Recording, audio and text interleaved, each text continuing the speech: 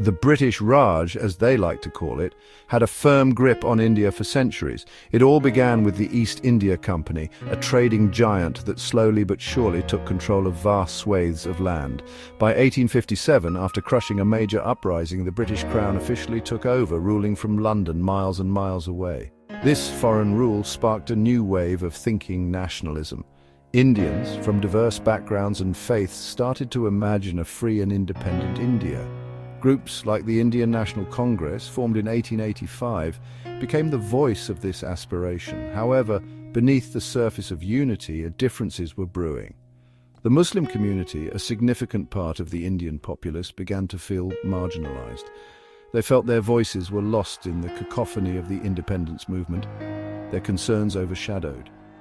This sense of alienation was further fueled by the rise of Hindu nationalism, creating a dangerous rift within the movement. So this growing divide within India was the fertile ground on which the two-nation theory took root. Championed by figures like Sir Syed Ahmed Khan, and later, more vociferously, by Muhammad Ali Jinnah, it stated a simple yet potent idea. Hindus and Muslims were two distinct nations. Their faiths, cultures, and even social structures were different, the theory argued, making it impossible for them to coexist peacefully in one nation. This idea resonated with many Muslims who felt increasingly marginalized. Jinnah, a sharp lawyer and a charismatic leader, became the face of this movement for a separate Muslim nation. He rallied his people, demanding a homeland where their rights and identity would be secure. The demand for Pakistan went from a fringe idea to a roaring movement. In 1940, the Muslim League, under Jinnah's leadership, formally demanded the creation of Pakistan.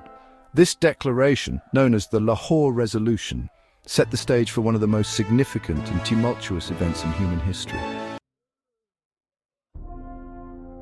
The world plunged into the abyss of World War II, and India became a pawn in the larger game. The British, desperate for Indian support, promised self-rule in exchange for their cooperation. This promise, however, proved to be a double-edged sword. The flames of independence, already burning bright, were further fanned by this promise. The Quit India movement of 1942 saw millions rise up against British rule, demanding immediate independence. The British, though victorious in the war, were now facing a different kind of battle, one they were ill-prepared for. In 1946, the British, desperate to find a solution, sent a mission to India. The Cabinet Mission Plan, as it was called, proposed a united India with a federal structure. However, the plan failed to bridge the gap between the Congress and the Muslim League. The latter felt the plan did not adequately address their concerns, leading to further disillusionment. With tensions reaching a boiling point, the final act of this historical drama was about to unfold. Enter Lord Louis Mountbatten, the last Viceroy of India, tasked with the unenviable job of overseeing the transition of power. Time was running out, and the situation was deteriorating rapidly. Mountbatten, in a move that would have far-reaching consequences, decided to divide the subcontinent.